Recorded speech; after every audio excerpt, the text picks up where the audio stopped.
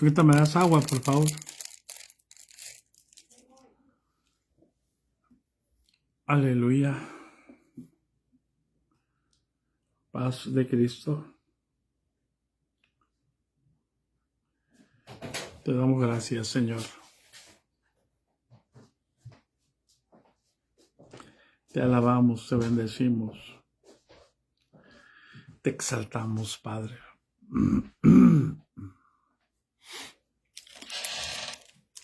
En el nombre de Jesucristo, gracias por tu misericordia. Gracias por tu gran amor. Gracias por tu poder. Gracias.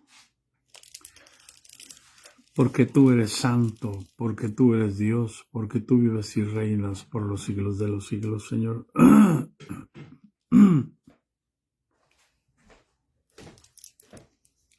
Gracias, Señor. ¿Me pones más? No.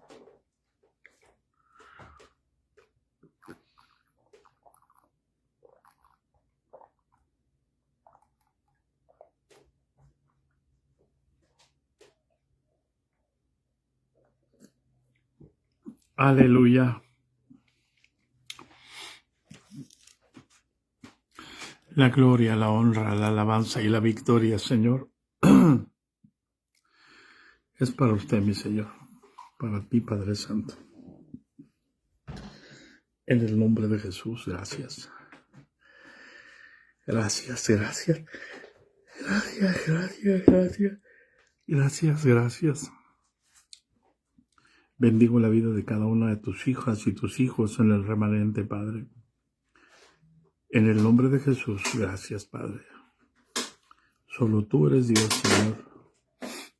Y solo tú eres santo, Padre.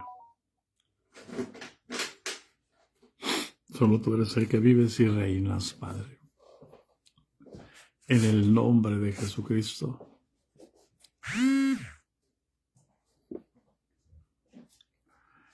Aleluya. Aleluya. Aleluya. Gracias, Señor. Gracias, Padre. Gracias, bendito Dios. Gracias, poderoso Dios.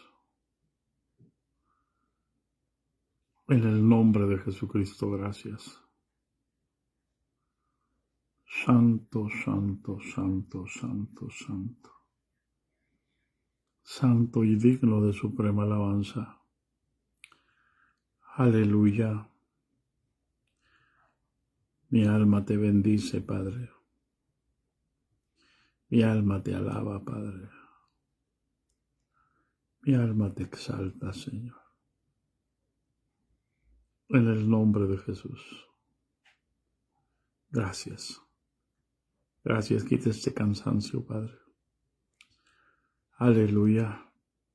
En el nombre de Jesús, aquí estamos, Padre. Para que tu nombre sea glorificado en el nombre de Jesucristo. Amén. Paz de Cristo, hermanos.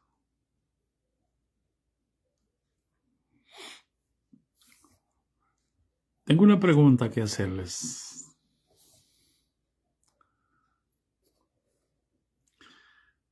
Aleluya.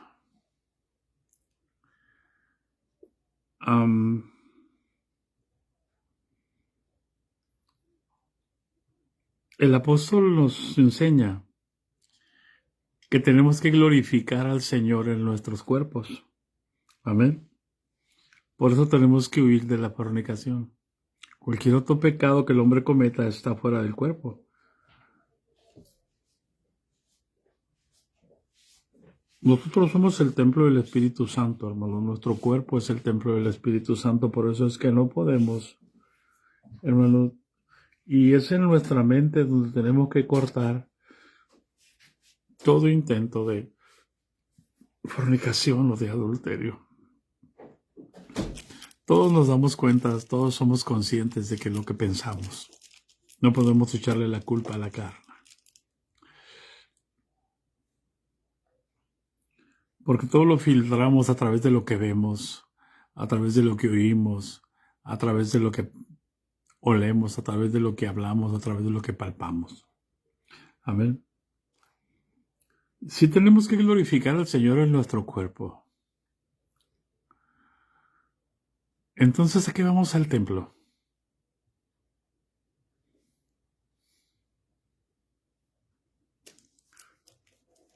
¿A glorificar al Señor?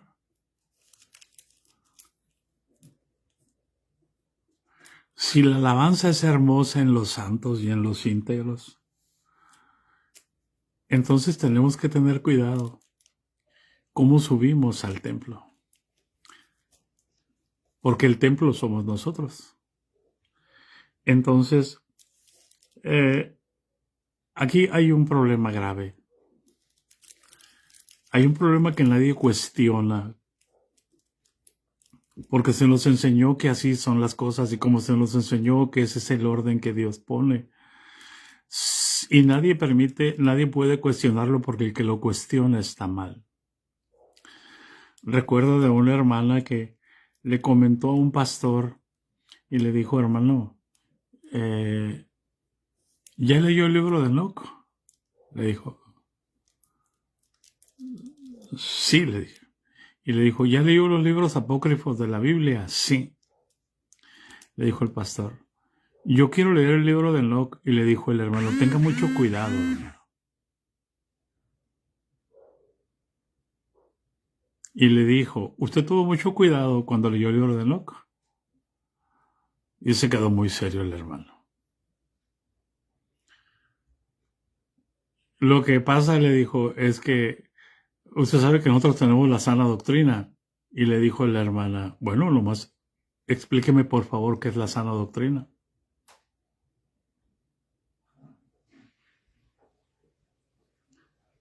Y ya no pudo contestar el pastor. La Biblia dice, hermano, escudriñadlo todo, retener lo bueno y desechar lo malo. Pero para escudriñarlo todo tenemos que atrevernos. No porque sea pecado, sino porque somos libres. Y ayer, creo que fue ayer, nuestra hermana Andrea nos comentaba acerca del problema que hay en la iglesia, que la mujer calla en la congregación y no se le permite enseñar. Pero la esposa del pastor sí, pero las consentidas del pastor sí. Miren, hermanos, les voy a leer acerca de una mujer. A ver si...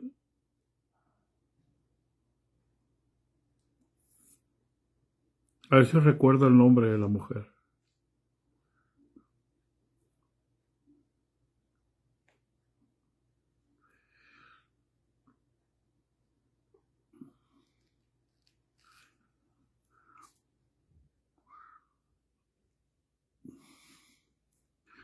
Dice, una mujer, ahorita les voy a tratar de dar el nombre, se lo voy a leer como lo recibí. Dice, planteó la pregunta que la iglesia temía y sacó a la luz una verdad enterrada durante casi 2000 años. Durante siglos, hermanos, la estructura del cristianismo parecía inmutable. ¿Y cómo no, hermanos?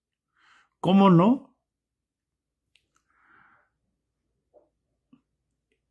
¿Por qué pareció inmutable? Porque la Biblia solamente se enseñaba en latín en todo el mundo. ¿Sabe que el idioma oficial de Roma en aquel tiempo era el latín?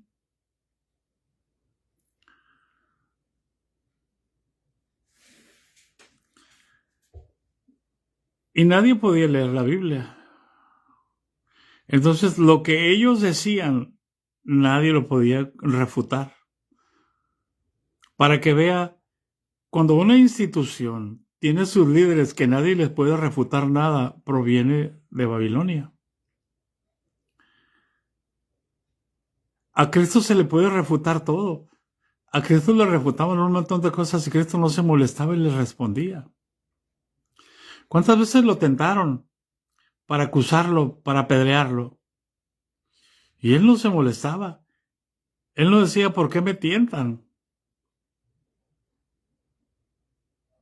Él no se defendía. ¿Aquí no ven que a mí Dios me mandó? Por eso, mire, durante siglos la estructura del cristianismo parecía inmutable, inconmovible. Los hombres siempre dirigían y las mujeres obedecían. ¿Por qué? Por la ignorancia de que en el reino de Dios no hay varón ni mujer. Y para que vea que Dios ha permitido el avance en el tiempo, la iglesia, como el hombre ha podido, creyendo que está haciendo la voluntad de Dios, pero no es más que la permisividad de Dios. Los hombres siempre dirigían y las mujeres seguían. Los hombres siempre hablaban en el nombre de Dios y las mujeres escuchaban en silencio. Ese orden se consideraba sagrado, intemporal, incontestable, incuestionable.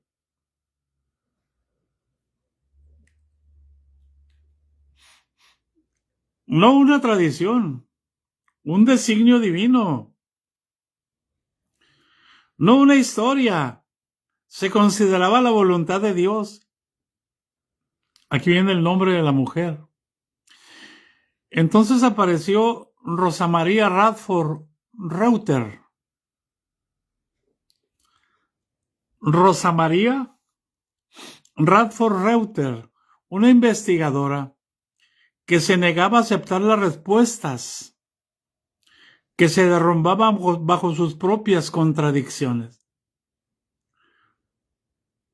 Cuando la fe y la realidad no coinciden. Mire, Rosa María nació en un mundo cristiano, en el tiempo donde las mujeres no podían hablar, que la mujer calle en la congregación y que aprende en silencio con su marido.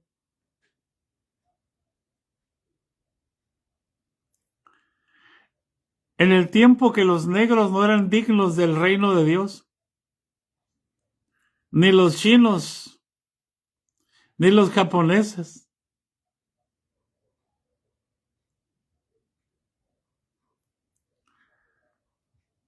Nació en el tiempo en que los hombres no podían ser cuestionados y las mujeres tenían que vivir solo bajo respuestas. Pero algo le llamó la atención a esta mujer,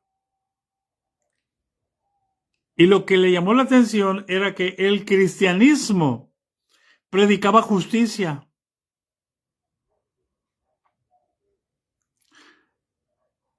Que Jesús se ponía al lado de los marginados. Que Jesús hablaba públicamente con mujeres. Que Jesús acogía a los excluidos. Que Jesús desafiaba a los jefes religiosos que usaban a Dios para justificar su poder. Empezó a estudiar en la Biblia. Jesús les dijo a los fariseos, ustedes son unos ignorantes.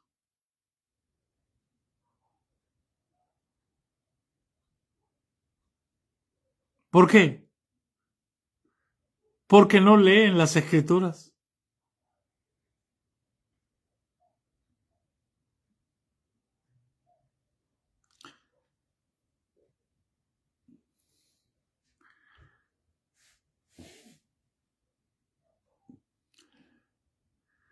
Entonces, ella se preguntaba, ¿por qué la iglesia construida en el nombre de Jesús silenciaba a las mujeres? ¿Por qué se les confiaba la educación de los hijos, pero no de las comunidades? Fíjense qué contradicción. Las mujeres tenían que educar a sus hijos, pero no podían educar comunidades. Los hombres querían educar comunidades y nunca educaron a un hijo. ¿Por qué? Porque acostumbraron ellos a dar órdenes, pero no a amar.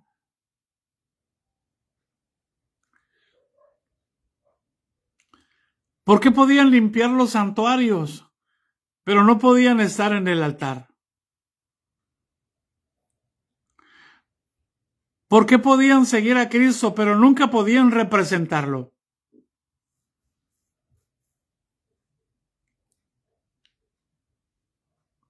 ¿No te has dado cuenta?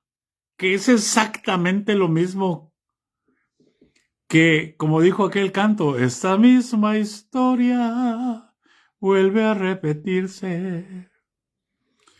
¿Cómo nos dicen que sigamos a Cristo, pero no podemos representarlo?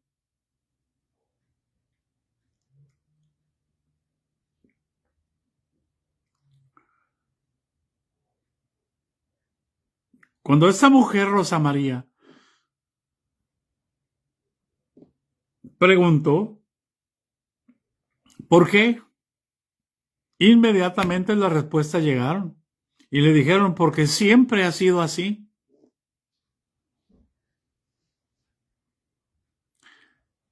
Porque así está escrito. Porque Dios lo ordenó. Pero Rosa María le gustaba leer, cosa que a la mayoría de nosotros no nos gusta leer ni la Biblia. Mucho erráis, dijo el Señor, sin conocer las Escrituras y el poder de Dios. Cuando hay una persona que investiga, no aceptan que le den respuestas evasivas. Cuando una persona investiga, se mete a la sala prohibida para las mujeres, donde los hombres mandan y toman el control. Ella empezó a tomar, fíjense bien, hermano, estudios de teología. Era una de las pocas mujeres en las aulas de hombres que se preparaban para el sacerdocio, formados para interpretar las escrituras con una autoridad que a ella le decían que no poseía porque era mujer. Aprendió latín, aprendió hebreo y sobre todo estudió en el hebreo los textos, hermanos, que eran usados para sacar a las mujeres del ministerio, para excluirlas del ministerio y sacarlas también de su contexto histórico. Entonces ella descubrió una verdad que nadie quería verla revelada.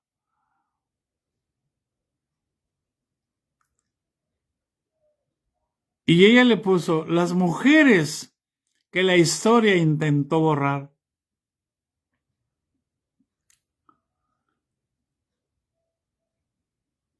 En las primeras comunidades cristianas, fíjense bien, antes de que el poder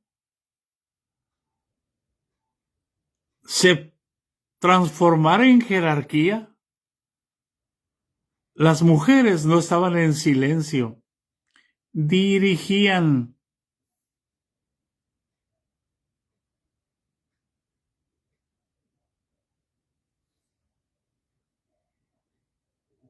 Vemos al apóstol Pablo recomendando a las hermanas, a las diaconisas, antes de que el poder se transformara en jerarquías. ¿Cuándo se transformó en jerarquías? Cuando se metieron los obispos, cuando se metieron los presbíteros.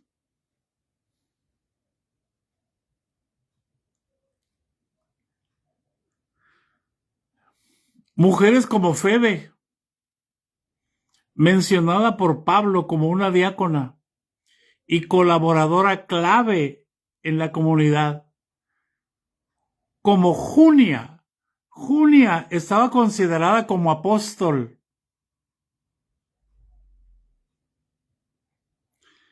Descrita en una lectura descrita, dice, en una lectura antigua como destacada entre los apóstoles. Priscila, que era la esposa de Aquila, instruía y explicaba la fe a otros. Mujeres que tenían la iglesia en sus casas, que profetizaban, que predicaban, que organizaban, que interpretaban las escrituras. Todo eso lo va a encontrar en el libro de los Hechos y en las cartas de los apóstoles.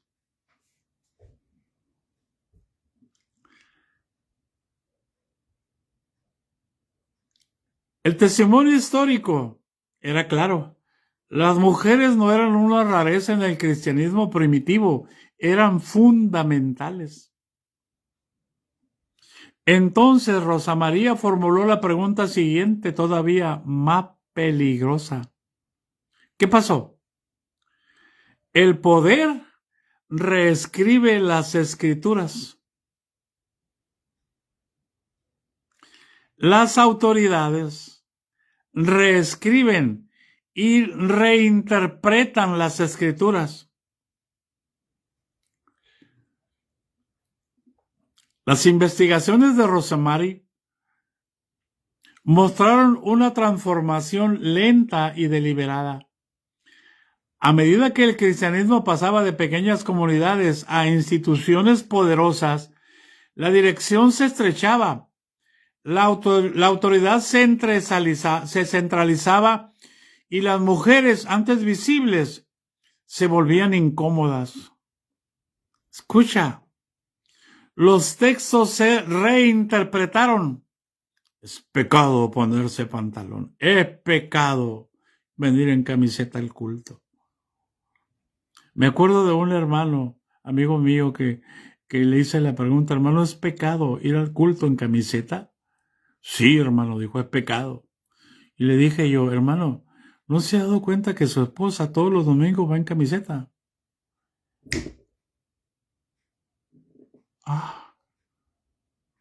¿No se da cuenta que su esposa está en pecado? Ay, hermano, no es pecado, ¿verdad? Me dijo. Pues claro que no es pecado, hermano. Por eso es que en la cátedra de Moisés se sientan los escribas y los fariseos. Y vamos sacando Moisésitos. Para no decir Aaroncitos, porque eran los sacerdotes arónicos.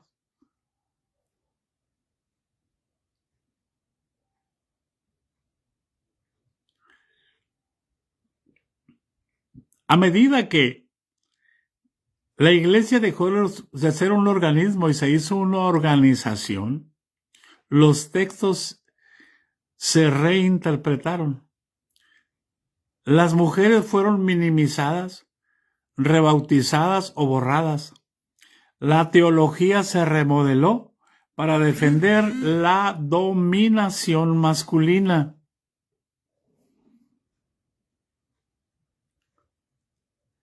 No porque Jesús no porque Jesús lo hubiera enseñado, sino porque las instituciones la necesitaban.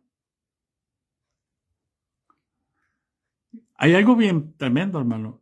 El patriarca no fue revelado por Dios. Fue construido por la historia.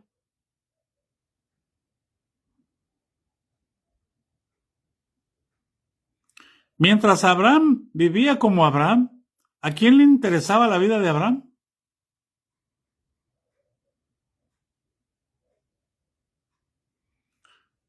¿A quién le dijo?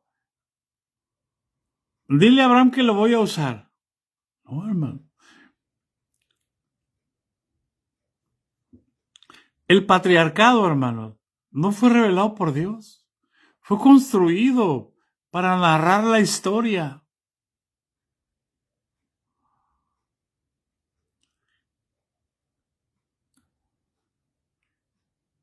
Y ese hallazgo lo cambió todo. Los libros que sacudieron la teología.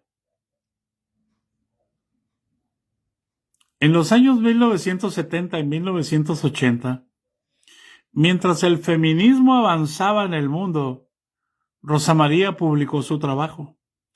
Su obra mayor, Sexismo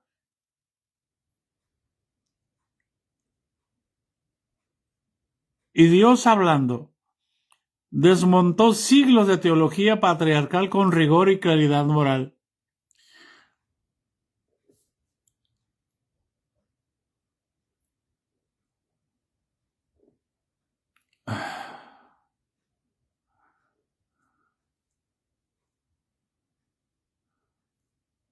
Qué tremendo es esto.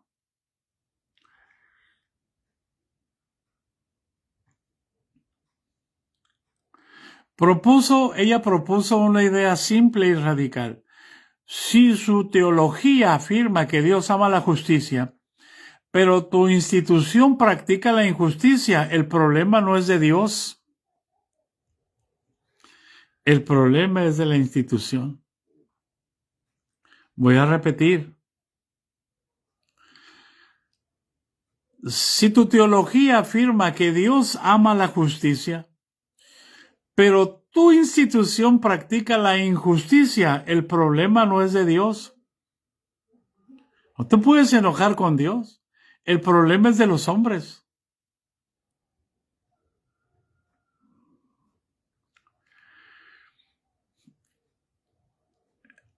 Ella no metía el feminismo cristiano en el cristianismo. Le pedía al cristianismo ser fiel en sus propios principios. No era una rebelión de la fe, una rebelión contra la fe. Era fidelidad a la fe.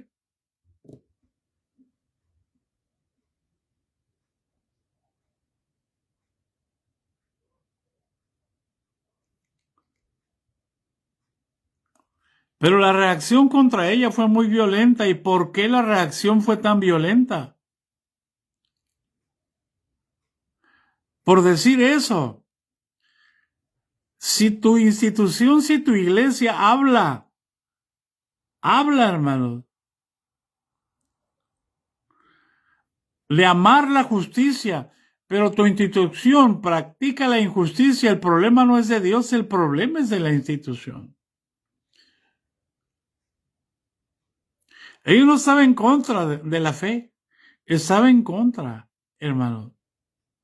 Estaba a favor de la fe, pero estaba en contra de la injusticia. Pero cuando ella dijo eso, se le dejaron venir encima. Y la respuesta fue inmediatamente y brutal. La llamaron hereje. La acusaron de destruir al cristianismo. Fue señalada por instituciones conservadoras, no la reciban, no la escuchen, no le hablen. No amisten con ella. Es un hereje. Está en contra de la iglesia.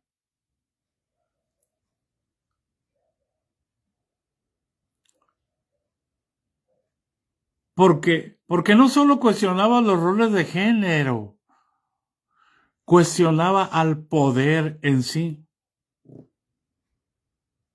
¿Qué es lo que hizo Jesús? ¿Cómo le llamó a los líderes religiosos, fariseos hipócritas?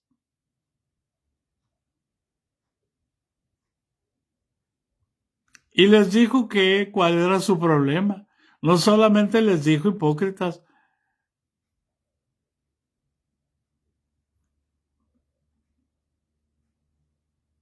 Escucha, se dio cuenta también que la misma teología que justificaba la dominación masculina también justificaba la dominación humana sobre la naturaleza, la dominación occidental sobre otras culturas. ¿Qué está haciendo Estados Unidos ahorita? Y ella se dio cuenta desde 1970, desde 1980. Hace 50 años, hermano. Ella ya estaba hablando de ese problema que iba a salir ahora, que ahora estamos viviendo en el mundo.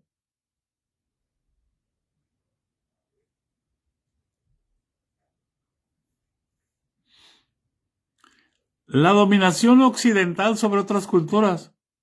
La dominación de los ricos sobre los pobres.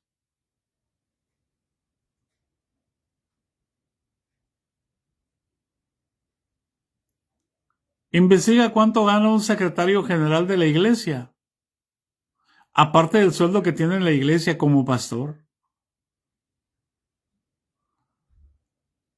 ¿Y cuánto gana un pastor de una iglesia de 20 miembros? Porque ya ni de 50.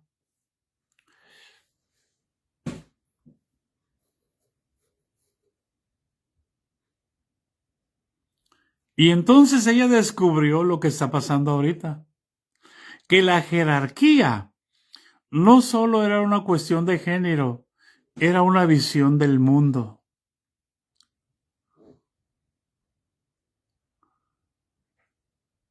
¿Hay alguien en casa?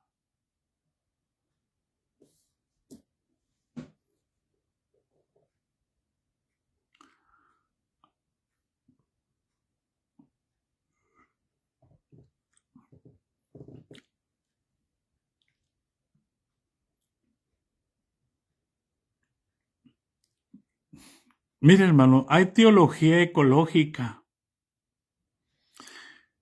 ¿No está el Papa hablando de eso? Se me escapa el nombre de la última encíclica. ¿No están las políticas hablando del calentamiento global? De la destrucción.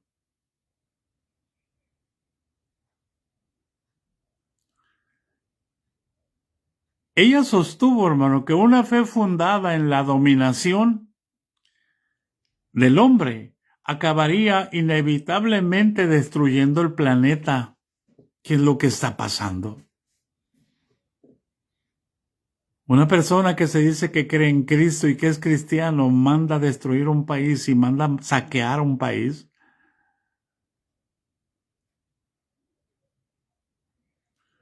Ella decía, no podemos sanar nuestra relación con la naturaleza sin sanar las relaciones entre nosotros. ¿Por qué? ¿Por qué lo decía? Tiene fundamento bíblico. ¿Por qué lo decía? Vete al capítulo 8, hermanos. El anhelo ardiente de la creación es aguardar la manifestación gloriosa de los hijos de Dios. La creación aún gime y está con dolores de parto como hasta ahora, esperando la manifestación de los hijos de Dios. No va a haber un milenio sin que Dios separe los hijos de Dios el trigo de la cizaña.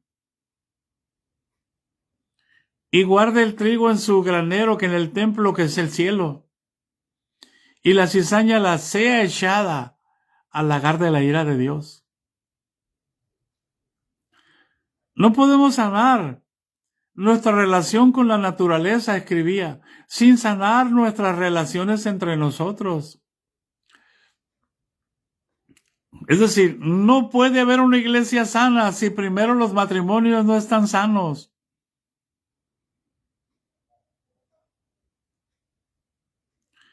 No puede haber una iglesia sana si el pastor se enseñorea de la iglesia. La función no es enseñorearse.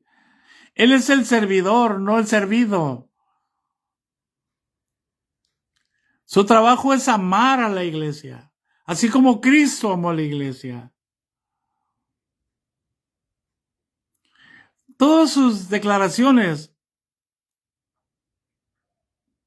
no solamente, hermanos, amenazaba a las estructuras religiosas, sino también a los sistemas económicos y políticos y ambientales bendecidos durante mucho tiempo.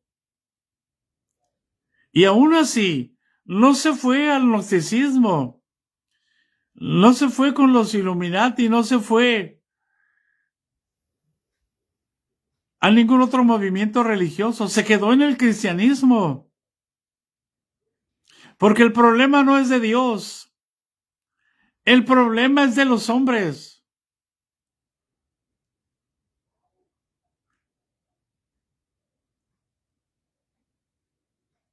Ella no se fue. No se fue porque ignorara las fallas de los líderes, sino porque amaba demasiado a Cristo como para dejarlo o estancarse.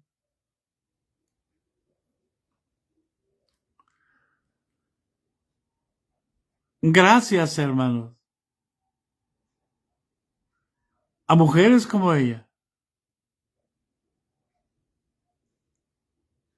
Hoy hay pastoras.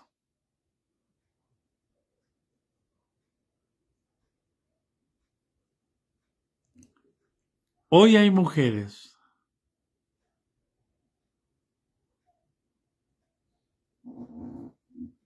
que se atreven a ministrar, a servir como Débora,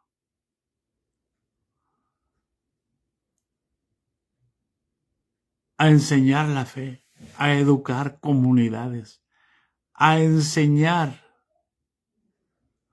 a predicar, a profetizar.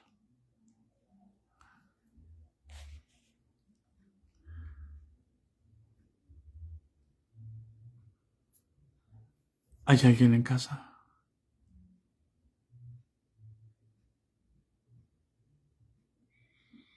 ¿Por qué? Porque la cuestión no es glorificar a Dios en el público, es glorificar a Dios en nuestro cuerpo. Por eso Jesús dijo, cuando ores, entra al lugar secreto.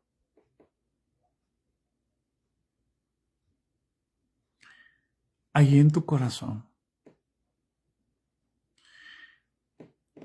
Y cuando ayunes también. Y Dios que ve en lo secreto, te recompensará en público.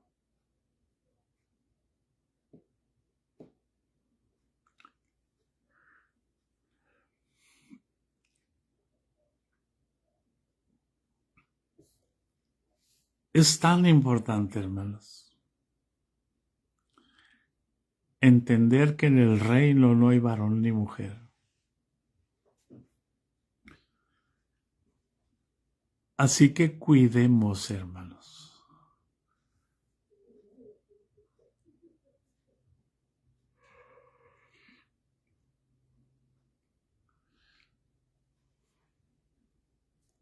Y entendamos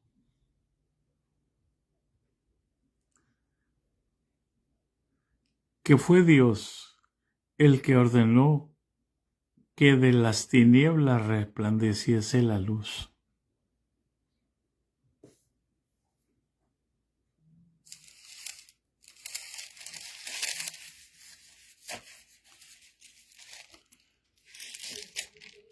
Paz de Cristo.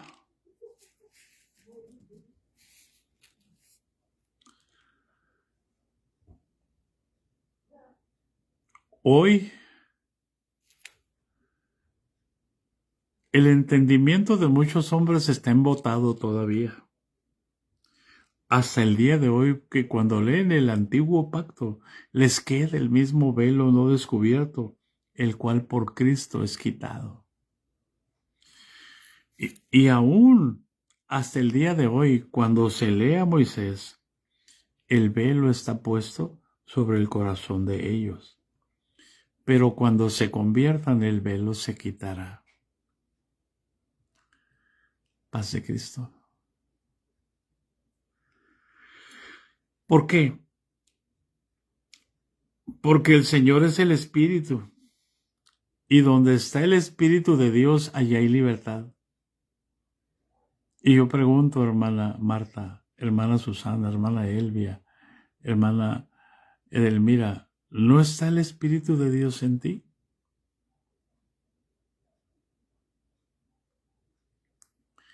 Si está allí, allí hay libertad.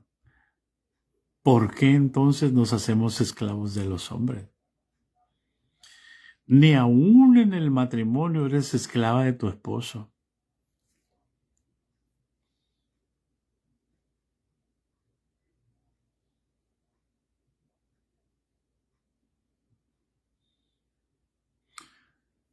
Por tanto, nosotros todos mirando a cada descubierta, como en un espejo la gloria del Señor, somos transformados de gloria en gloria en la misma imagen.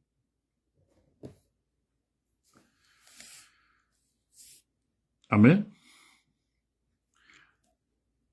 Ahora el versículo 6 del capítulo 4 de 2 Corintios, porque Dios que mandó que de las tinieblas resplandeciese la luz, Él es el que resplandeció en nuestros corazones para iluminación del conocimiento de la gloria de Dios en la cara de Jesús, en el rostro de Jesús.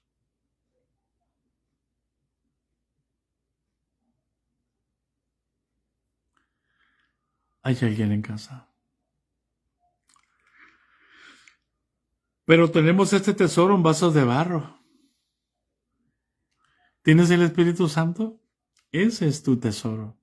Ahí están las riquezas de la gloria, de su gracia, de su herencia, con la cual nos hizo aceptos en el amado. Paz de Cristo, hermano. Así que vamos a glorificar a Dios en nuestro cuerpo, pero en libertad. No esclavos. Donde está el Espíritu de Dios, ahí hay libertad. ¿Dónde está el Espíritu de Dios? ¿No está en ti?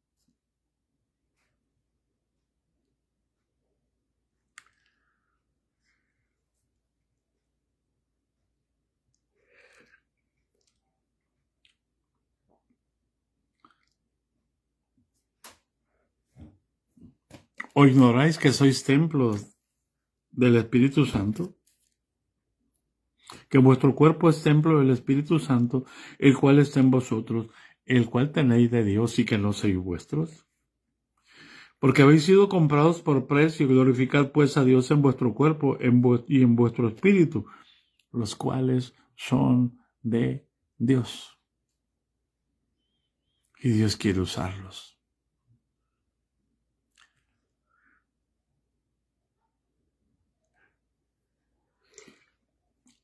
Y eran tantos los problemas, hermano. Si había problemas en una ciudad sexuales, en el área sexual, era allí en Corinto, era allí en Atenas.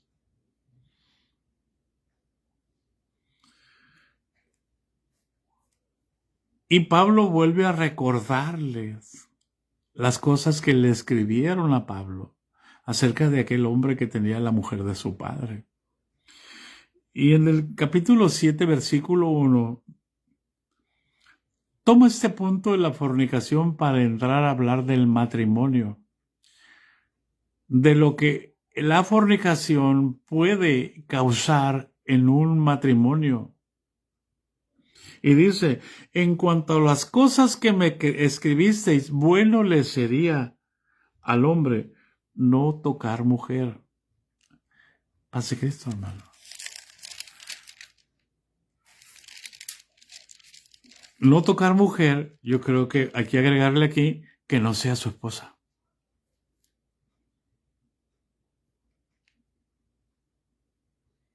Amén. Hay que agregarle aquí que no sea su esposa. Yo sé que hay del que le agregue.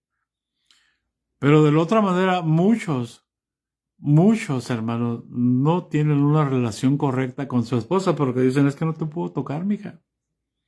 No te puedo acariciar. Nada más a lo que vamos y a lo que vamos, punto. Paz de Cristo, hermano.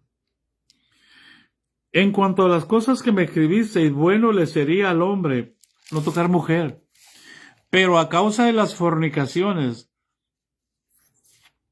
cada uno tenga su propia mujer y cada una tenga su propio marido. Porque el problema de la fornicación no es exclusivo de las mujeres. Es más fuerte en los hombres. ¿Por qué? Por la falta del conocimiento.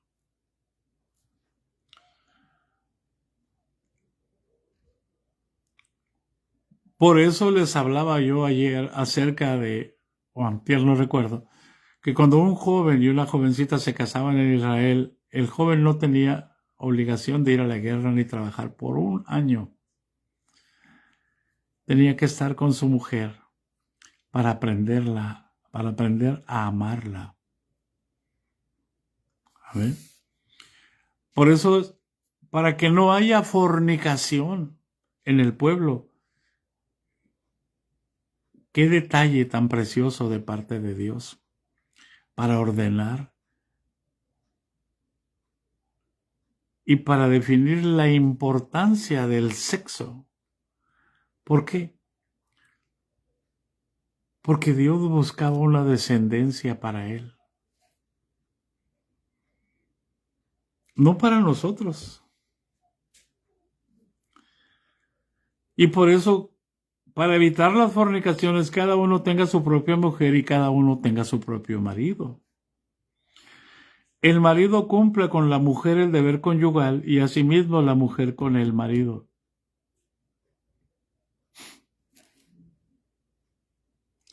¿Hay varones aquí?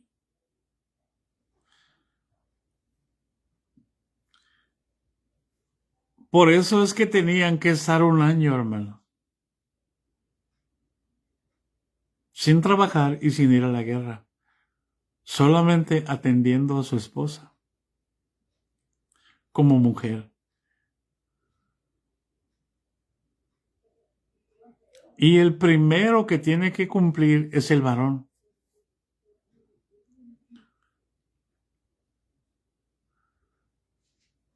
¿Hay alguien en casa? Por eso era tan importante y tan necesario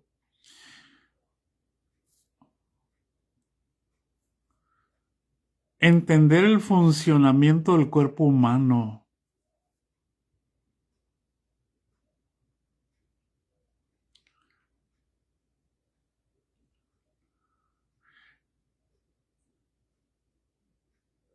El deber conyugal no solamente es sexo,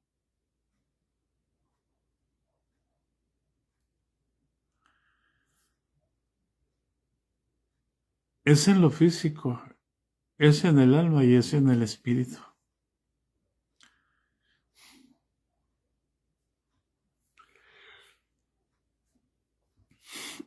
Y el hombre cumple, el hombre ama y la mujer se sujeta.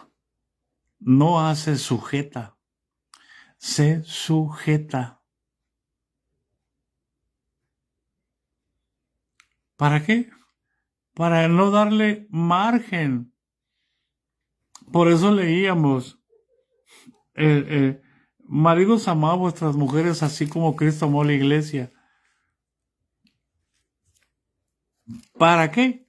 Para santificarla.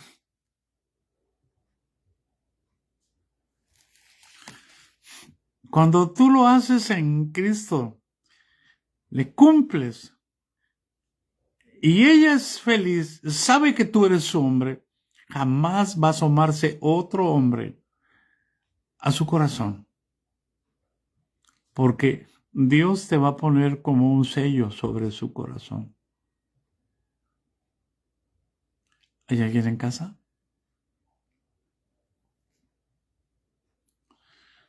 Y aquí viene lo más importante en una relación.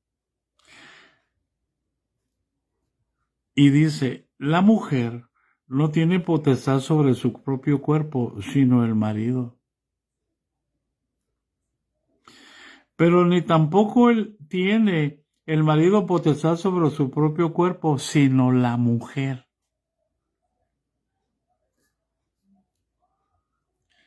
¿Qué quiere decir esto? Está hablando del problema sexual aquí, hermano. La mujer no tiene potestad sobre su propio cuerpo. Es decir, si el varón le dice,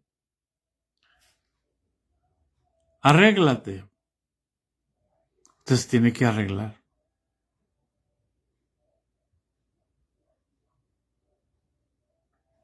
Pero usted también le puede decir al varón, arréglate, mijo.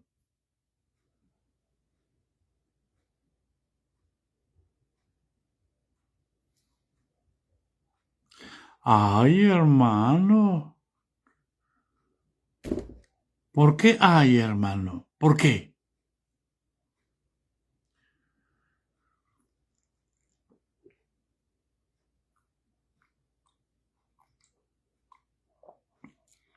¿O me puede explicar este texto de otra manera?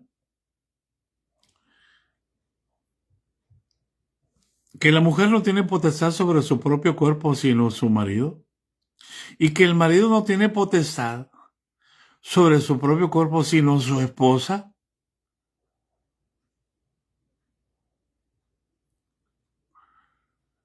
Ustedes no creen, ¿verdad?, que el sol señorea sobre la tierra. ¿Ustedes no creen que la luna señorea en la noche sobre la tierra?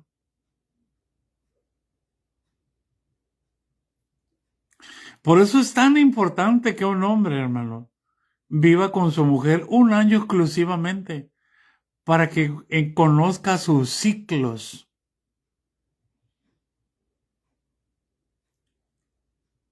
Mire, hermano, antes las mujeres, las parteras, conocían perfectamente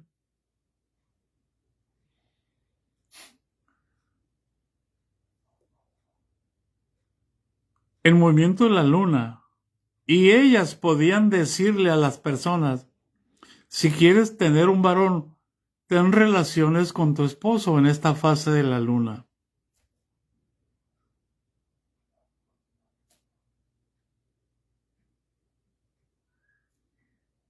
Eso era conocimiento de la naturaleza, no es brujería.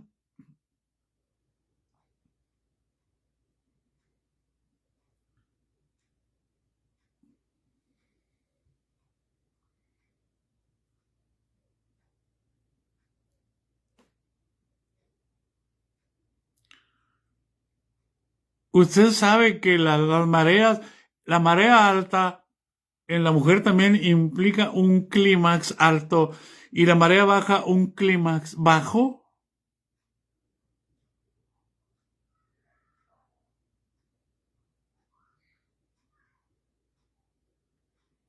Claro que hay límites.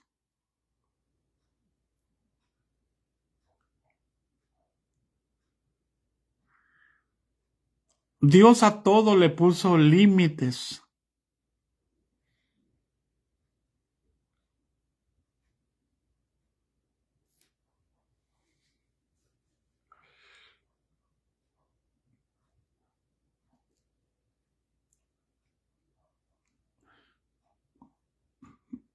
La situación es aquí que la mujer no tiene potestad sobre su propio cuerpo. Por eso es importante que se conozcan. Por eso es que Dios estableció un año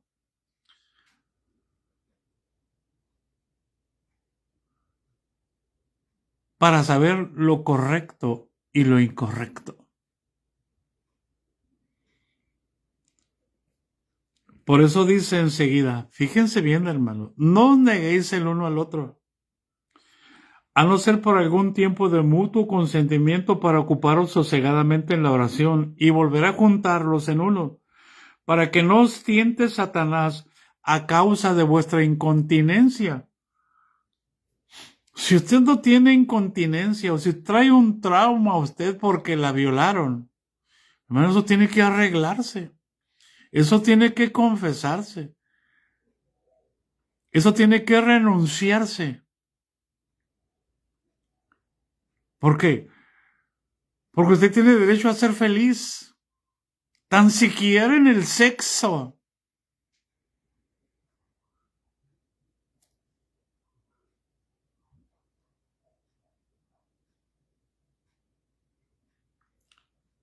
Cuando hay una satisfacción plena entre el hombre y una mujer, hermano, las almas se unen.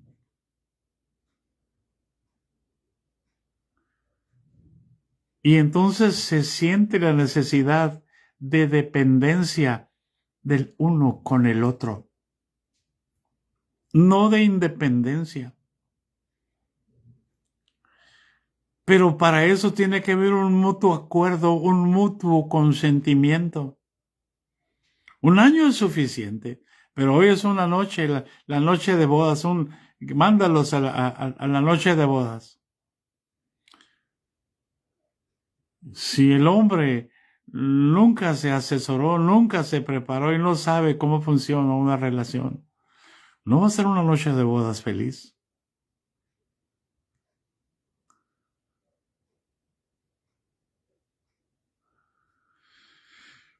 Y dice aquí, no os neguéis el uno al otro.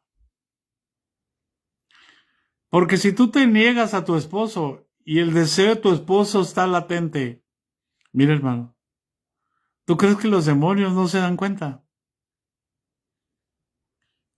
¿Tú crees que los demonios no se dan cuenta? Entonces el demonio, cuando tu esposo vaya a trabajar, va a empezar a mover las cosas allá afuera para que alguien se le ofrezca a tu esposo. O viceversa.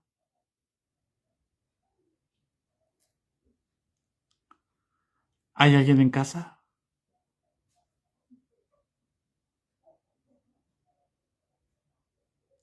Por eso, no os neguéis el uno al otro, a no ser por algún tiempo de mutuo consentimiento para ocuparos sosegadamente en la oración y volved a juntaros en uno, para que no os tiente Satanás a causa de vuestra incontinencia, hermano. Aquí es bien importante cuando se está en ayuno y tienes un esposo inconverso. No puedes decirle que no porque estás en ayuno. ¿Tú crees que Dios no entiende?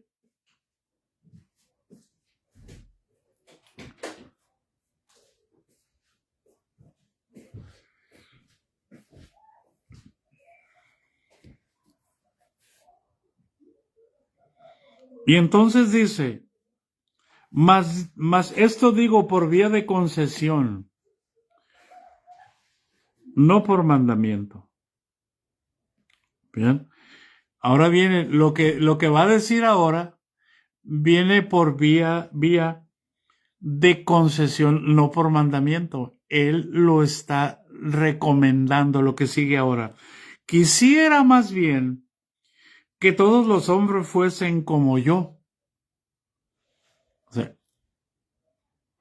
no es un mandamiento, es un anhelo de él. Quisiera más bien que todos los hombres fuesen como yo, pero cada uno tiene su propio don de Dios, uno a la verdad de un modo y otro de otro. Amén. Muchos quieren tener el esposo de tal hermana. No, hermana. Muchos quieren tener la esposa de tal hermano. No. Tú tienes tu esposa. Tu esposa es tu don, vamos a decirlo.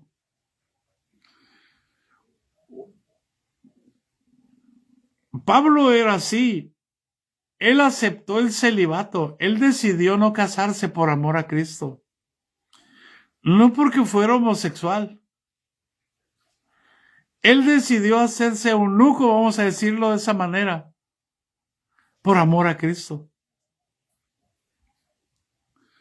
Y entonces dice, digo pues a los solteros, no es mandamiento de Dios, es concesión. Digo pues a los solteros y a las viudas, que bueno les fuera quedarse como yo. A los solteros, a los que han perdido su esposa. A las viudas, a los que han perdido su esposo. Dice, bueno les fuera quedarse como yo, que no se volvieran a casar. Pero si no tienen el don de continencia, cásense, porque mejor es casarse que estarse quemando.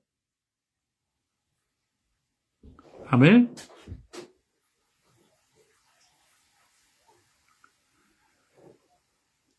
Pero a los que están unidos en matrimonio, ahora cambia. Mando no yo, sino el Señor. Fíjense bien, ahora ya no es vía de concesión. Ahora es mandamiento. Pero los que están unidos en matrimonio, ¿por qué? Porque es mandamiento. Porque están unidos en matrimonio. Porque están bajo el yugo del matrimonio. Que es lo que Dios instituyó en el primer Adán. Pero los que están unidos en matrimonio, mando no yo, sino el Señor, que la mujer no se separe del marido. Y si se separa, quédese sin casar o reconcíliese con su marido. Pero también mando que el marido no abandone a su mujer, o sea, que no se separe. ¿Por qué? Porque están en un pacto, el pacto del matrimonio.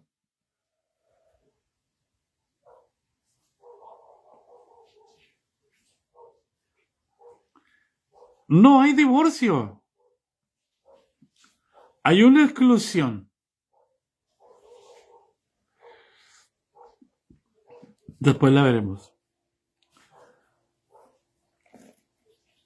Y ahora vuelve a decir, cambia, ya lo que sigue ya no es mandamiento.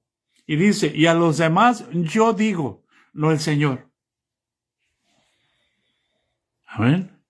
Es tan importante que podamos observar esto porque nomás agarramos parejo. Hay una persona que está en problemas y le atascamos este texto. Es que así está escrito. No. Una cosa es lo que dice el Señor y otra cosa es lo que dice el apóstol Pablo. Como consejo. Ay Dios, digan conmigo. A los demás yo digo, no el Señor. Si un hermano tiene mujer que no sea creyente y ella consiente vivir con él, no la abandone. Es un consejo de un hombre espiritual. No es un mandamiento divino.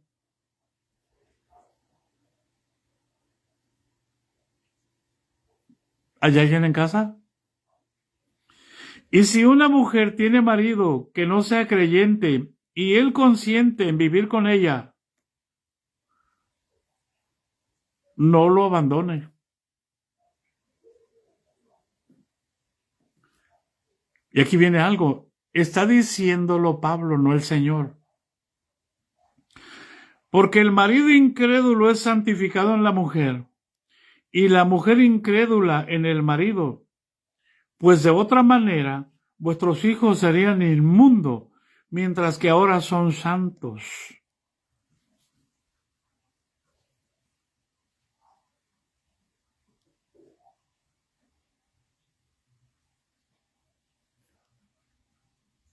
¿Hay alguien en casa? Con uno de los dos que tenga el Espíritu Santo, hermano. Los hijos son santos, dice Pablo. Pero si el incrédulo se separa, sepárese, porque no está el hermano o la hermana sujeto a servidumbre en semejante caso, sino que a paz nos llamó Dios. Porque ¿qué sabes tú, oh mujer? Si quizás harás salvo a tu marido, no que lo vas a hacer salvo. Si quizás harás salvo a tu marido. Si quizás harás salvo a tu marido, no que vas a ser salvo porque estás casado con una hermana. ¿O qué sabes tu marido si quizás harás salvo a tu mujer? Y vuelve a meter al Señor, ya no opina él. Y dice, pero a cada uno, como el Señor le repartió, y como Dios le llamó, a cada uno así haga. Esto ordeno en todas las iglesias. Espero que se haya despejado muchas dudas de la mente de muchos. Porque nomás agarramos la escritura y así. Y Dios dice así, no. Una cosa dice Pablo. Pablo es muy honesto, dice, hablo como hombre. Y otra, habla por el Espíritu de Dios. Y yo tengo que saber discernir.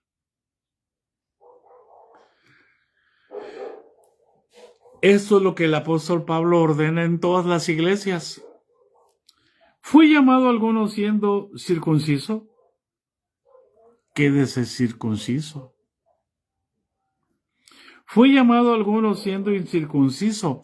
No se circuncide. La circuncisión nada es, y la incircuncisión nada es, sino el guardar los mandamientos de Dios. Por eso es muy específico en lo que Dios ordena en cuanto al matrimonio y en lo que Él aconseja.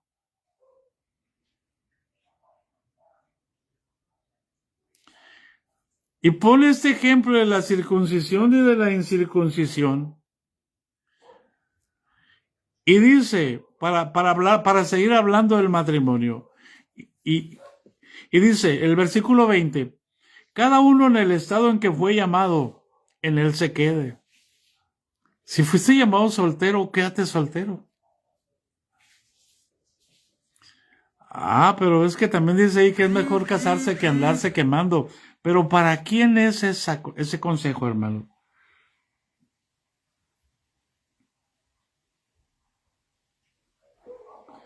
Digo pues a los solteros y a las viudas.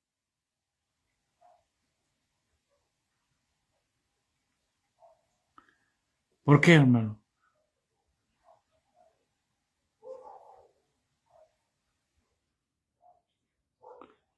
Pablo está dando el consejo.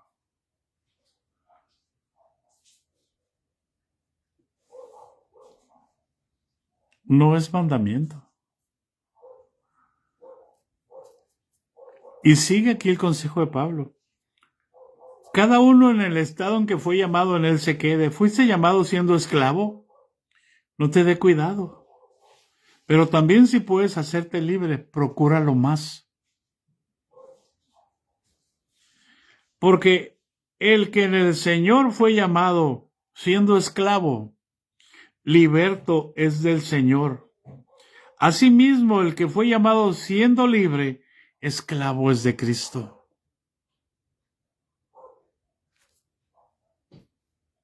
¿Hay alguien en casa?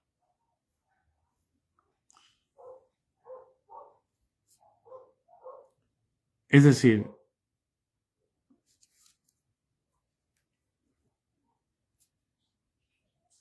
Dios nos quiere libres, hermanos, para que voluntariamente nosotros decidamos servirle al Señor. Porque por precio fuisteis comprados, dice. No os hagáis esclavos de los hombres.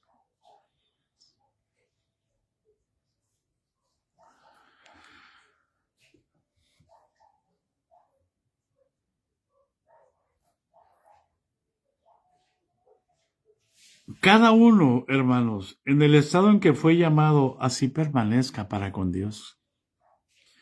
Y entonces ahora da un consejo. No son mandamientos del Señor, por amor de Dios, hermano. Consejos de un hombre espiritual.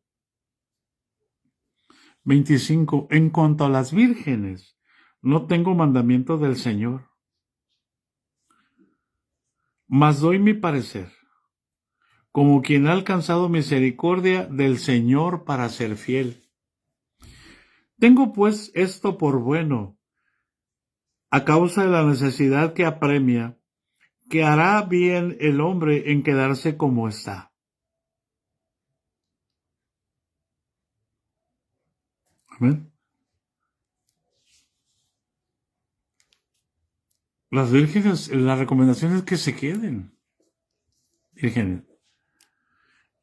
Estar ligado de Él es la recomendación de Él. ¿Por qué? Porque Dios puede trabajar. poderosamente, hermanos, al 100% en una virgen más que en una casada.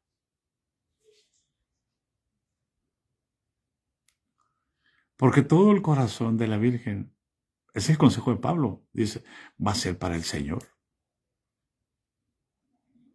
Por eso dice el 27, ¿estás ligado a mujer? No procures soltarte. Me voy a divorciar porque quiero servirle al Señor. No, no, no, por favor, no cometas ese error. ¿Estás libre de mujer? No procures casarte. Consejo del apóstol Pablo. Por eso dice, más si te casas, no pecas. Y si la doncella, la virgen se casa, no peca. Pero los tales tendrán la aflicción de la carne y yo os la quisiera evitar. O sea, el buen deseo de Pablo no hace que tú lo obedezcas, porque nuestro trabajo es obedecer a Dios, no a los hombres. ¿Hay alguien en casa? Pero esto digo, hermanos, que el tiempo es corto. Miren la prisa del apóstol Pablo. El tiempo es corto, ya han pasado casi 2000 años. Él creía que el Señor iba a venir inmediatamente. ¿Hay alguien en casa?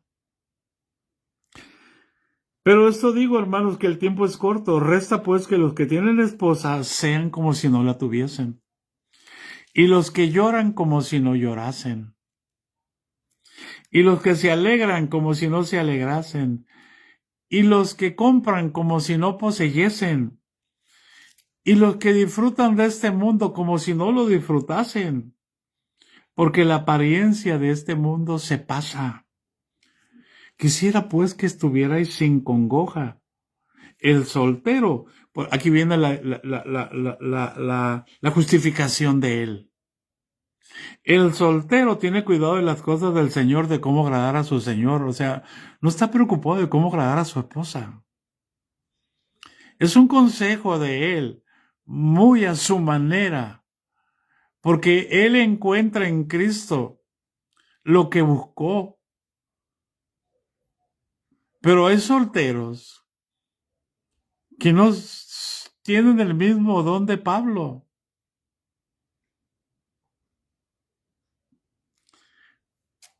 Por eso dice, quisiera que pues que estuvierais sin congoja. ¿Alguien sabe lo que significa la palabra congoja? Es palabra antigua. Estoy aquí todo congojado.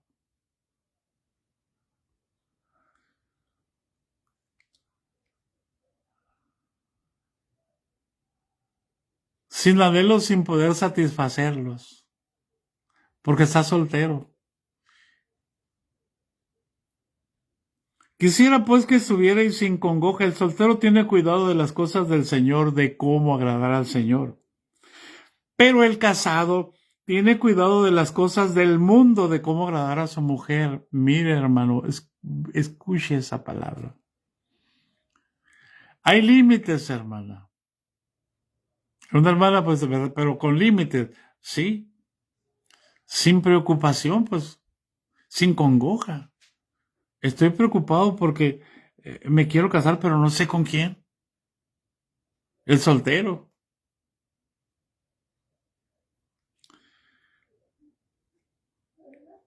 El soltero tiene cuidado de las cosas del Señor, de cómo agradar al Señor. Pero el casado tiene cuidado de las cosas. Fíjate bien, el soltero tiene cuidado de las cosas del Señor. El soltero tiene cuidado. Ay, hermanos, perdónenme, ya me pasé de tiempo. Tiene cuidado de las cosas del Señor, de cómo agradar al Señor. Con eso termino. Pero el casado tiene cuidado de las cosas del mundo, de cómo agradar a su mujer. El casado tiene cuidado de las cosas del mundo, de cómo agradar a su mujer. El soltero tiene cuidado de las cosas del Señor, de cómo agradar a su Señor.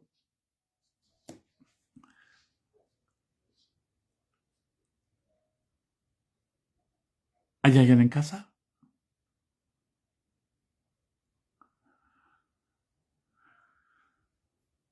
La gracia de nuestro Señor Jesucristo sea con todos nosotros.